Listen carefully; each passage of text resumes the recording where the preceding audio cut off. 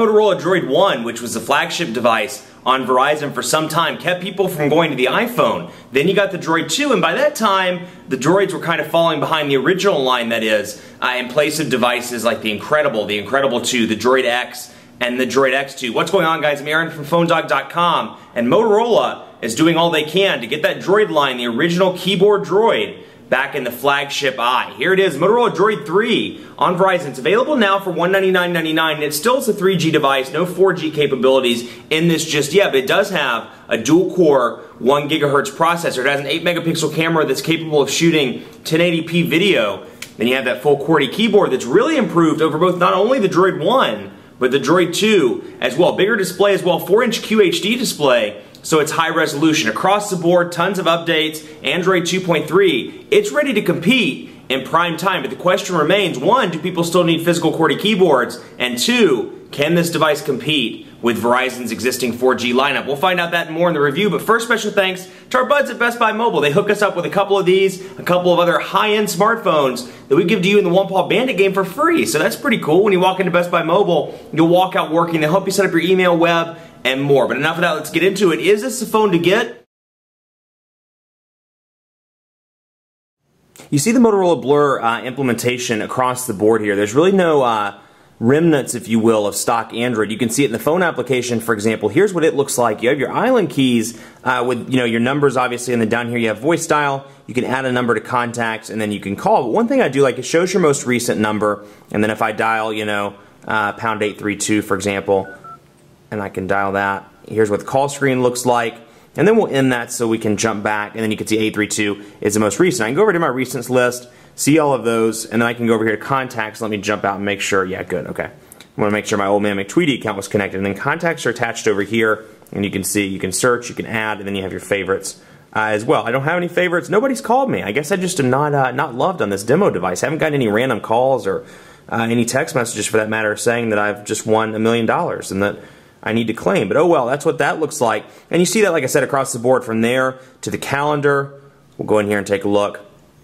And you can see some, some vague remnants here of stock Android. And then when you go over here, we can search by agenda, day, or we can display, rather, by agenda, day, week, and month. So I prefer agenda. We can bring that up. And then to add one, pop it up, and here's what it looks like. So again, Motorola Blur, or I shouldn't say Blur, applications platform, all across the board. Now, there are some pretty cool customization options on Motorola's applications platform as well. They've added some widgets in addition to the stock Android stuff, and you can see here we can add stuff to home screen, widgets, shortcuts, folders, or wallpapers. But let me go into widgets and show you what those look like. You have a couple of different options when it comes to the widgets on your device. And one thing I've always liked about Motorola with the applications platform, let's go over here and say we want to do weather. Let's say weather. We'll bring up current location, and it's going to bring up the weather widget here for Charlotte. And I can either drag it across the screen anywhere. You see how those little pluses pop up that kind of directs me where to put it down. And then I can also extend out the size of the weather widget if I want to, or any other widget for that matter. Most of Motorola's widgets are customizable. Now you can see when I get to this point it turns red. That means that it's not capable of that size. But then I can let go and then tap out of it, and you can say I can customize the size. So this works out really great for, let's say, a home screen like this where you have a lot of space over here on the sides, but you don't have a whole lot of space over here because of the battery widget and because of the apps that are down here on the display. You can really customize a lot of this stuff to your heart's content. So if I bring up widgets, I can bring up calendar, for example, and yeah, sure, we'll bring up that.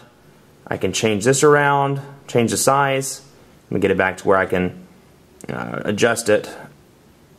And then bam, and see how I just popped the battery widget over.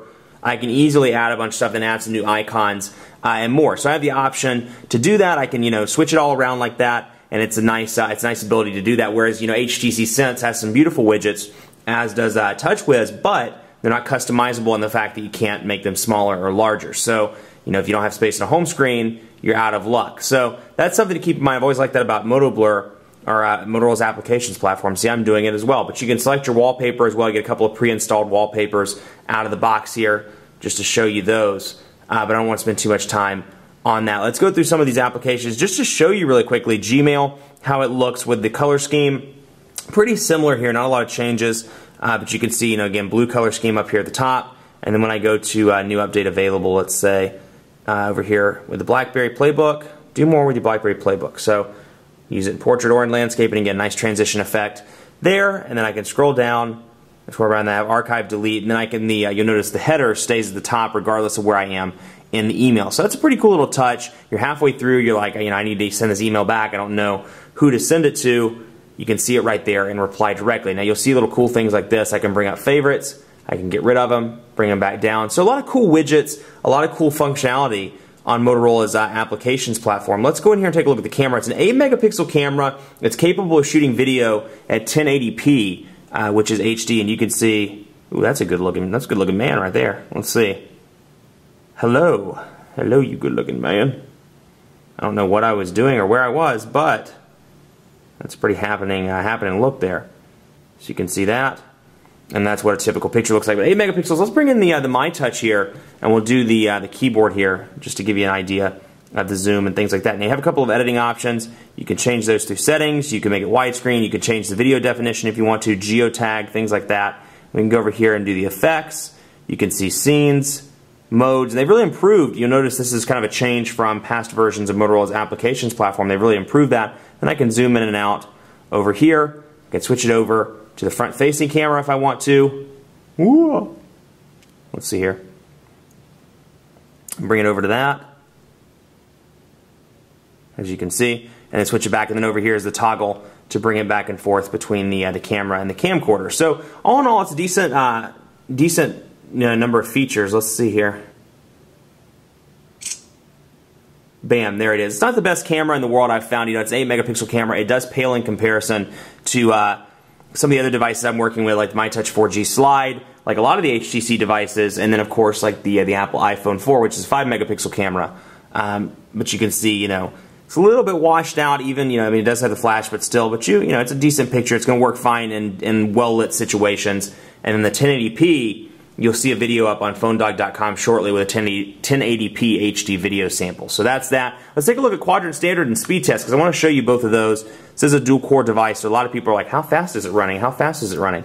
Let's take a look. And you'll notice, again, this is something I didn't actually point out in part 1 of the video. Another change to this version of Motorola's applications platform, the icons slide from left to right. No longer up and down, so it's kind of like an historic Android thing has gone by the wayside for this like TouchWiz / iOS type transition. That said, everything's pretty reasonably fast, and I haven't had any issues with it. Run full benchmark. Call quality on this device, absolutely fantastic. This is one of the better ones, in my opinion. Motorola does a fantastic job with call quality on any of their phones, particularly with the Droid line, and this one doesn't disappoint. The earpiece is nice and loud. I've had great success with it. I took it to Verizon Dead Spot and was able to make a call, and it wasn't as choppy. It was still choppy, but it wasn't as choppy as a lot of the other Verizon phones I've worked with in the exact same spot. Compare it to something like the Incredible 2, which has a user interface that a lot of people like, but I think the radio is significantly, and actually when you hold them side by side, there is a discrepancy. The radio is a little bit weaker on the Incredible 2. That's something to keep in mind. If you're doing a lot of phone calls, phone texting, anything network-based is your primary use, you're going to be really happy with this device. So 1,540 milliamp hour battery. It's going to get you through about, most of the day with moderate use. With heavy use, you're going to need to get that extended battery at Verizon. Quadrant Standard score 2,179, as you can see there. So 2,179 is a far cry from the Galaxy S2, which is a dual-core 1.2 gigahertz device. I think it's scored between 3,300 and 3,500 on a regular basis, if I remember right. This is a little bit behind that, but it is still a fast device. And heck, take Quadrant Standard with a grain of salt. In day-to-day use, it works just fine. Let's load up Speed Test as well, so you can see Verizon's 3G. Again, not a 4G device, but let me find Speed Test before I try to talk and do this at the same time. Let's see, Speed Test. Where are you? Speed Test, Speed Test. I thought I downloaded you. Let's go back in here and see if we, just to make sure, Speed Test. Where did you go? Speed Test, not Speed Yes. Speed Test. There we go. And I guess I didn't. Okay, we'll install that right now. So we'll accept the permissions. You get a good look at the Android market, but don't take too good of a look at it, because the Android market's in the process of changing and rolling out right now. So you'll be seeing a new Android market shortly that really aligns up with Google Books and some of the other initiatives that Google is doing. You can do all that from the Android market. So Speed Test is loading up Verizon, but anyway, not a 4G device. It's a 3G EVDO Revision A device, and as a result, network speeds aren't incredibly fast. You can't use voice and data at the same time, but it's more of a reliable connection, and it's available in more areas in the United States than 4G LTE. That said, a lot of people wish that this had come with LTE. Honestly, I don't think it should have. I think that 4G is still in its infancy. I think LTE is still in its infancy. They have the Droid Bionic coming out, which is their flagship 4G device. But to preserve the size and the thinness of this with a first generation LTE radio that has to go in those new devices. You ever wonder why all the Verizon devices are thick? It's because the radio is relatively large. The LTE first generation radio that Verizon's approved is relatively large. So something to keep in mind, you like the size, you like how thin this is. Well, it wouldn't have been this thin if it had 4G. So something to keep in mind. So we're loading up right now with speed test. But all in all, I've been really pleased with this device. Huge improvement. I mean, just on the screen front, the way Motorola's applications platform looks, the keyboard is just a winner all across the board.